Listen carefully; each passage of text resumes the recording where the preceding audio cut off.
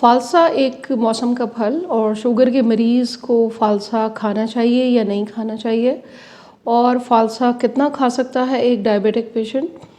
آپ کو ایک اچھی سی آج ایک ریسیپی بھی بتانی ہے کہ فالسا جو ہے زیادہ تر تو آپ کو پتہ ہے کہ جوس کی شکل میں استعمال ہوتا ہے، لیکن شوگر کے مریضوں کے لیے فالسا کیسے فائدہ مند ہو سکتا ہے، اس کی نیوٹریشن ویلیو کے اوپر بات کریں گے کہ اس کے اندر کاربوہائیڈریٹ 100 گرام اگر آپ فالسا کھاتے ہیں تو اس کے اندر 14 گرام تک کاربوہائیڈریٹ ہوتا ہے، اور 129 ملی گرام اس کے اندر کیلشیم ہے، آئرن ہے، زنک ہے، میگنیشیم ہے، فاسفورس ہے، تو فائدہ مند تو بھرپور ہے۔ آپ یوں سمجھے پاور ہاؤس ہے وٹامن کا فالسا۔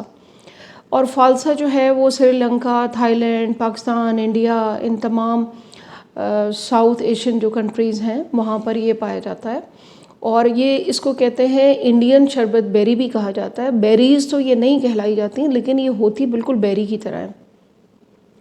فالسے کا کلر جو ہے وہ پرپلش سا ہوتا ہے، تو جتنے بھی فروٹ بلو، پرپل اور ریڈ ہوتے ہیں ان کے اندر خاص قسم کے اینٹی آکسیڈنٹ موجود ہیں جن کو اینتھوسائننز کہتے ہیں، اور یہ وہ اینتھوسائننز ہیں جو آپ کے جوڑوں کے امراض سے لڑتے ہیں، آپ کی ہارٹ ہیلتھ کو امپروو کرتے ہیں، آپ کی بلڈ شوگر کو مینٹین رکھتے ہیں، فری ریڈیکلز جو جسم میں گھوم رہے ہیں دواؤں کے ریئیکشن سے یا آپ کی اپنی بیماری کی وجہ سے، یہ اس کے خلاف لڑتے ہیں۔ تو فالسا آپ کے لیے فائدہ مند ہے، یہ تو بات کنفرم ہو گئی۔ اب فالسے کا موسم ہے اور آپ نے اگر اس کو مس کر دیا تو آپ نے تو قدرت کی بہت سی چیزوں کو مس کر دیا۔ 100 گرام یعنی چھوٹا سا ایک بول فالسے کا آپ کھا لیں تو کیا ہی بات ہے، کیونکہ اس کے اندر فائبر موجود ہے بہت زیادہ۔ اچھا، کبھی بھی فروٹ کو آپ نے نمک ڈال کے اوپر نہیں کھانا، اس کے اندر وٹامن سی بھی رچ موجود ہے، اور وٹامن سی اور جتنے بھی سٹرس فروٹ ہیں یا نہیں بھی ہیں آپ نے ان کے اوپر نمک نہیں ڈالنا، کیونکہ اگر آپ ڈائریکٹ نمک ڈال کے فروٹ کو کھاتے ہیں آپ کے بلڈ پریشر جو ہے وہ آپ کا شوٹ کر سکتا ہے۔ تو یہ آج کی ٹپ ہے اس کے بارے میں۔ اور فالسے کا زیادہ تر جوسز بنائے جاتے ہیں، اور شوگر کے مریضوں کے لیے جوس میں پھر یہ اندازہ کرنا مشکل ہوتا ہے کہ آپ نے 100 گرام فالسے کا جوس اس وقت پی لیا ہے۔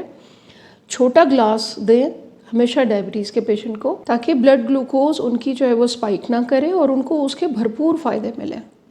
فالسے کے اندر جتنے بھی اینٹی آکسیڈنٹ موجود ہیں آپ کے جسم کی گرمی کو دور کرتا ہے، آپ کے جگر کی گرمی، مثانے کی گرمی۔ تو جب آپ اس کو شربت کی شکل میں لیتے ہیں یا ویسے کھاتے ہیں تو یہ آپ کے جسم کی گرمی کو دھوتا ہے۔ 100 گرام شوگر کا مریض 100 گرام فالسا کھا سکتا ہے اور اس کے بھرپور فائدے اٹھا سکتا ہے، وٹامن سی، آئرن۔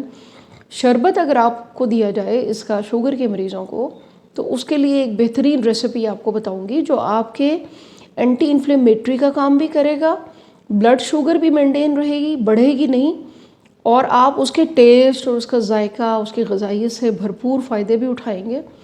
جوڑوں کے امراض جن کو ہیں، جن کو اور کوئی انفلیمیشن کے مسئلے ہیں، اس میں آپ کے یہ ہیلپ آؤٹ کرے گا۔ چینل کو سبسکرائب نہیں کیا تو جلدی سے کر لیں، کیونکہ میری زیادہ تر ویڈیوز اسی طرح فوڈ سے ریلیٹڈ، فوڈ آئیڈیاز اور فروٹ اینڈ ویجیٹیبل جو شوگر کے مریضوں کے لیے صحت مند ہو سکتے ہیں۔ فالسا جو ہے اگر آپ کو ہائی بلڈ پریشر ہے، نہیں ہے، اگر ہے تب تو پھر آپ کے لیے بہت اچھا ہے فالسا، اس کے اندر پوٹیشیم اور فاسفورس موجود ہے۔ اچھا، فالسا چونکہ وٹامن سی رچ ہے، یہ آپ کی جمی ہوئی چکنائی خون کے اندر اس کو دور کرے گا۔ آپ اس کو فریز بھی کر سکتے ہیں اور فریز کرنے کے بعد بھی آپ یوز کر سکتے ہیں۔ اچھا، آپ نے دیکھا یہ ہوگا کہ جب بھی آپ اس قسم کے فروٹس لیتے ہیں نا تو آپ کی ڈائجیشن بھی امپروو ہوتی ہے، آپ انرجیٹک محسوس کرتے ہیں۔ فالسا جو ہے وہ جسم کی گرمی کو فوراً جو ہے وہ کم کرتا ہے۔ درجہ حرارت جو جسم کا بڑا ہوا ہوتا ہے سٹروک کی وجہ سے یا اور کسی وجہ سے، تو یہ اس میں بھی آپ کی بہت ہیلپ کرتا ہے۔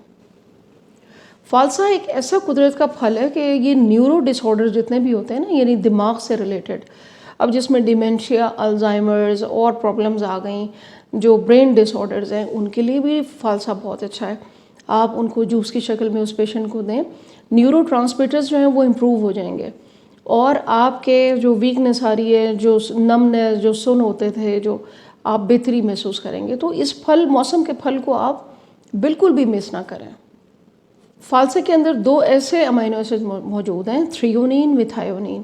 یہ وہ امینو ایسڈز ہیں جو دل کے پٹھے ہوتے ہیں ان کو مضبوط بنانے میں بہت اہم کردار ادا کرتے ہیں۔